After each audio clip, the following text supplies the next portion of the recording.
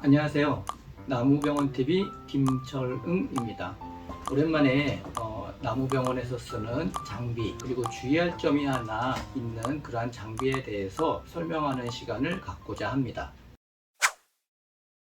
여러분들 요즘에 가로수가 위험하다는 것을 많이 알고 계시죠? 그래서 일선 지자체에서 이러한 가로수의 위험성을 평가하는 그러한 용역을 많이 내고 있습니다. 그런데 이러한 그 용역 과정 중에 정밀 진단이라고 해서 저항 기록 드릴, 우리가 뭐 파워 드릴 또는 레지스토그래피라는 그러한 명칭의 장비들을 꼭 사용하도록 해놓은 곳이 의외로 많이 있습니다. 그래서 오늘은 저항 기록 드릴의 문제점에 대해서 한번 알려드리도록 하겠습니다.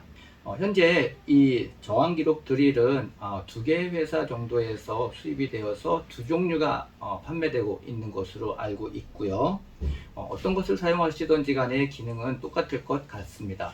근데 얘네들이 규격이 200mm, 300mm, 500mm, 그러니까는 이 드릴의 길이가 되겠죠. 이 길이가 뭐 20cm, 30cm, 50cm 이러한 규격이 있는데요. 이제 이러한 것들을 써 보니까 20cm는 조금 짧고 50cm는 좋기는 한데 이제 큰 나무들도 할 수 있으니까는요. 50cm짜리라면은 직경 100cm까지 직정이 가능하니까 굉장히 큰 나무까지 할 수 있어서 도움이 될 것 같은데 이게 상당히 무겁습니다. 그래서 가로수 같은 경우를 전문으로 한다면은요, 굳이 50cm가 아니라 30cm만으로도 충분히 하기 때문에 휴대성이나 가벼움, 경량 이런 것들 때문에 30cm 정도가 적절한 것 같습니다. 근데 이러한 것들이 처음에 우리나라에 도입되었을 때는요, 이렇게 살아있는 나무를 대상으로 할 목적으로 도입되지는 않았던 것 같습니다.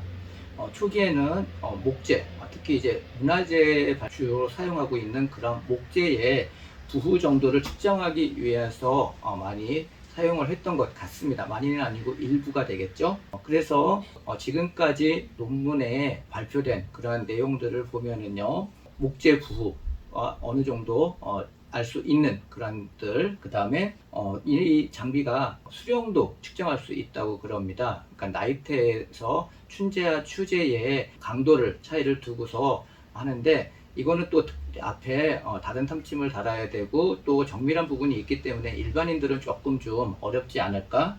그리고 또 이제 수정도 판별할 수 있다고 그러는데 수정이나 수정을 판별하는 거는 조금 전문적인 더 분야이기 때문에 실질적으로 저희가 직접적으로 사용하기에는 조금 어려운 부분이 있지 않을까 생각을 합니다. 그래서 상당히 제한적인 용도로 사용되고 있습니다.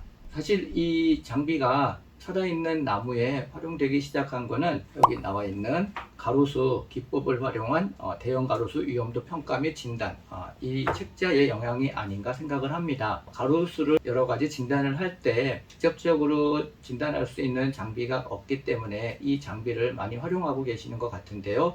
이게 조금 문제점이 많습니다. 사실은 이 책자를 만들 때 저희가 이제 많이 참여를 해서 만들었는데요. 이 비파괴 방식의 장비를 활용을 할 때 이 저항 기록 드릴을 쓸까 말까는 초기부터 굉장히 고민이 많았습니다. 왜냐하면은 이 장비를 활용하게 되면은 부후를 조금 더 진전시킬 수 있는 그러한 영향이 있기 때문에 그런 걸 알고 있었기 때문에 이 장비를 우리가 이런 가로수에다가 측정을 할 때 써야 될까 하는 것을 고민을 했었는데, 그 당시에 이 위험성 진단 평가라는 그러한 용역이 처음이었고 또 정확도가 어느 정도 되는지 알아보자는 의미에서 이 저항 기록 드릴을 피쿠스와 함께 같이 활용하게 되었던 겁니다. 그래서 이 저항 기록 드릴 같은 경우에는 모든 나무에 다한 것이 아니라 저희들이 특별하게 위험성이 높은 나무, 그래서 이제 장기적으로는 제거가 돼야 될 나무라고 판단되는 나무에 한정해서 어느 정도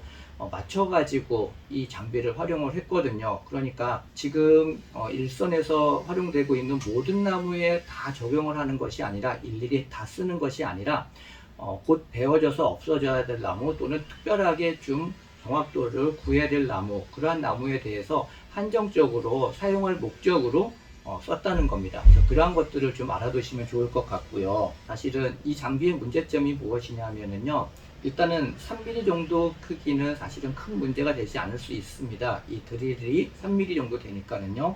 근데 이 드릴이 변제를 지나서 심재까지 들어간다는데 위험성이 있는 거죠. 변제보다는 심재 쪽은요, 굉장히 많은 가로수들이 부후가 되어 있는 경우가 많습니다. 그래서 심재 부후균이 내부에 존재하고 있는데 이 드릴이 들어가서 그 심재 부후에 있는 부후균을 그대로 접촉이 되겠죠. 그래서 이 접촉된 이 드릴이 빠져나올 때 건전한 부분을 같이 거치게 되면은요, 당연히 이 부후균의 접촉이 생기겠죠. 그래서 실제로 건전한 부분도 장기적으로는 부후를 일으킬 수 있는 위험성이 있고요.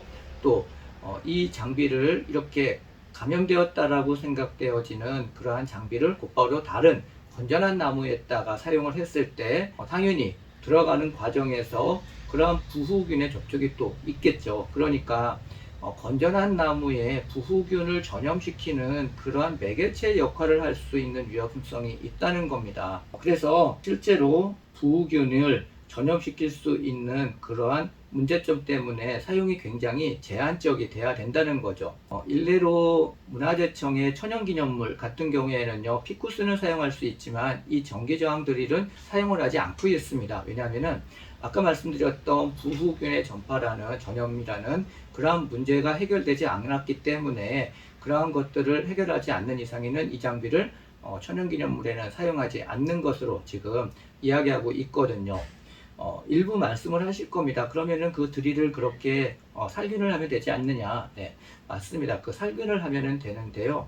이 살균을 하기 위해서는 이 장비를 전부 다 해체를 하거나 또는 아주 간단하게 뭐 그 알코올에다가 담아서 빼는 그런 방법이 있긴 하지만은 단순히 넣었다 뺐다고 그래가지고 살균이 되는 건 아니거든요. 그래서 어느 정도 살균이 되는지 아직 이론적으로 나온 것도 없고요. 또 전체를 살균을 하기 위해서는 굉장히 오랜 시간 조금 정밀한 그러한 과정이 필요할 것 같습니다. 그래서 최소한 제대로 하기 위해서는 몇 시간 정도의 시간이 필요하기 때문에 이 장비를 하나를 가지고서 하루에 뭐 서너 개 정도 활용을 할 수 있다? 그러기에는 조금 좀 문제가 되겠죠. 그리고 이러한 것들 때문에 사실은 교체를 한다거나 또는 살균을 한다거나 그러는데 사실은 조금 제한적입니다.